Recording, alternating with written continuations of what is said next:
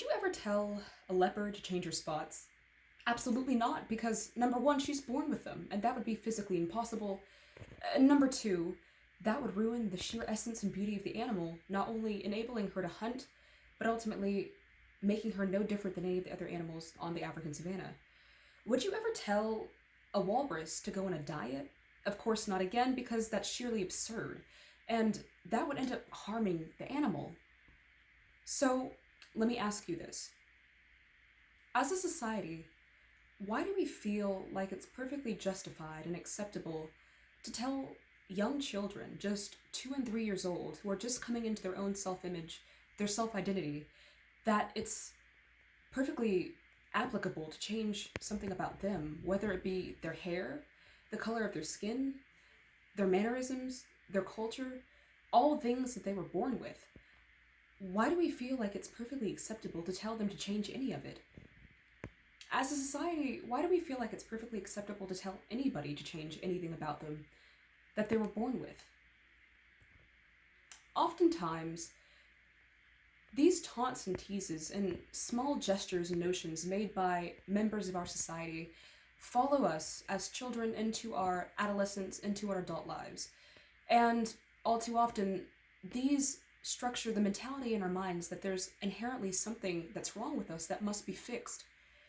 These negative mentalities that end up following us into our adulthood all too often express themselves in a form that we commonly know as body dysmorphic disorder. So, we're posed with the question today: what can society do to hopefully fix the body dysmorphic disorder crisis that's going on? To properly answer this question, we have to look at this in three key areas. Why does this matter in our society? Number one, going on, what's going to happen if it's not fixed, and what's the reality of body dysmorphic disorder? And lastly, how can we fix it? To begin with, 1 in every 50 people in the United States alone is diagnosed with a condition known as body dysmorphic disorder, according to the IOCDF.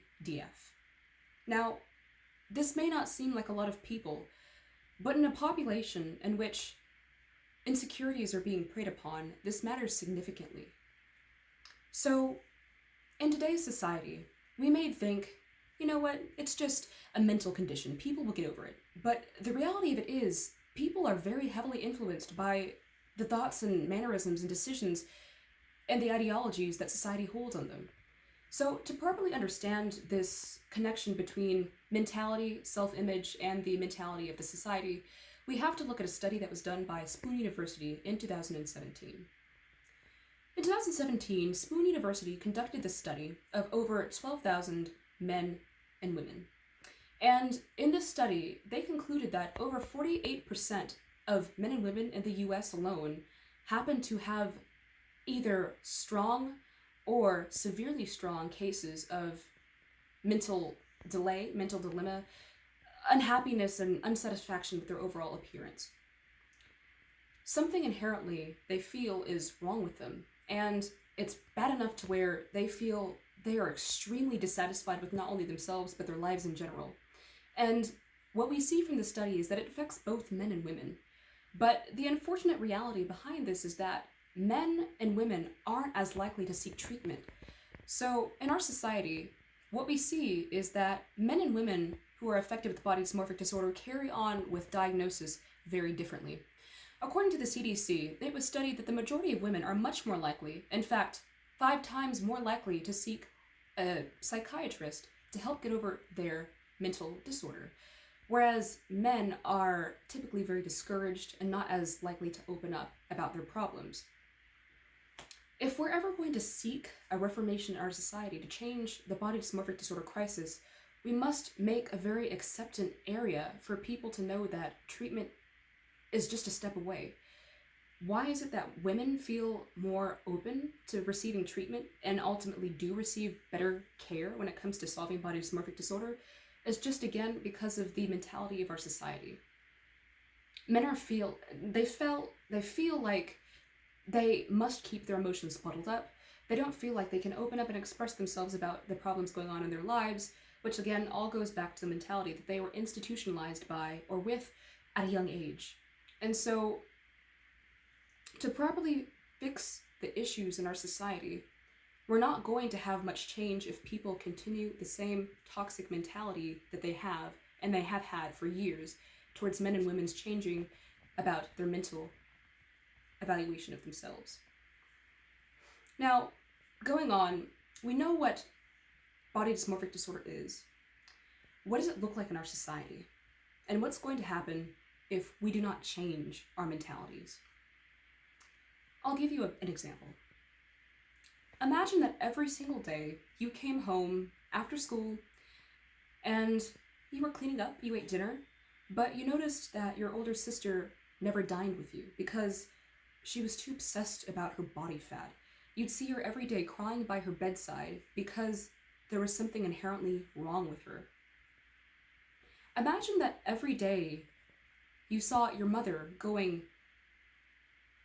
days without eating more than just a salad, claiming that she was fine, she was okay. But you knew she was really wasting away because behind all those smiles that she gave you, something was wrong and you knew it. Imagine that every time you'd go out on the weekend to be with your friends, rather than enjoying themselves, your older brothers would go and for hours strenuously train and exercise to the point of physical exhaustion and malnourishment, all in the sake of health, because they had to be stronger. In the sake of physical fitness, they were hurting themselves. This would be the reality that hundreds of Americans would conform themselves to if our society does not change its mentality quickly. And it has to change soon, because it is predicted again by Spoon University's study that within the next 50 years, the amount of people with body dysmorphic disorder are going to triple. And with that, we are going to see a higher rise in other conditions stemming off from body dysmorphic disorder, such as anorexia, multiple eating disorders, and this ultimately leads to things like suicide. In an effort to prevent this, we have to change the mentality in our society, because we can't keep on losing our innocent American brothers and sisters who are struggling with a mental condition. So, lastly, how can we fix this body dysmorphic disorder crisis? It's very simple. Because just like the leopard with her unique spots that gives in to her beauty, all we need to do is change the mentality of our society to be more accepting of people's individualities and differences that make them the unique people that they are. In order to fix body dysmorphic disorder, we have to realize that at the center of this mental condition, this battle that they're fighting with, is a perceived flaw. And that perceived flaw is the very reason they feel that something is wrong. If we can change the way people see themselves and view themselves, this entire body dysmorphic disorder condition will be eradicated from our society. Everyone in the United States has something that they lend to give to our society. And the moment that we realize that every single person is original and unique is the moment that we can cure this crisis. So when we're looking at the body dysmorphic disorder crisis today, we realize that it needs to be fixed. And the way we can fix it is just by uplifting our brothers and sisters in America. Because just like the tiger has her stripes, the walrus with its beautiful body, or the leopard with its spots, everyone has their own uniqueness in some individual way. Thank you.